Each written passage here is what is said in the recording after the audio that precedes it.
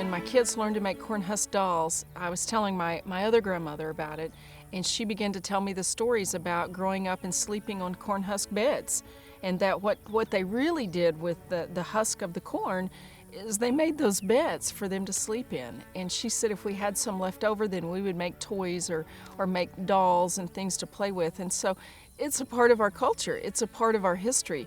And it reminds me that we overcame. It reminds me that my grandparents lived through the Depression and my great-grandparents, and they overcame it. They survived it.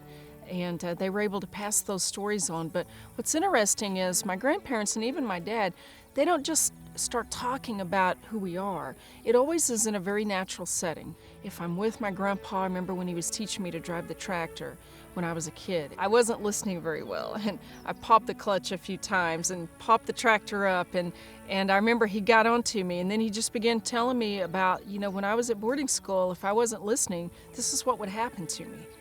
And I went, okay, well, I'm glad I'm not in boarding school. I'd probably be in trouble all the time. So for me, the stories from my family, and I've recorded them in my journals, and I've videotaped some of them because it's who I am.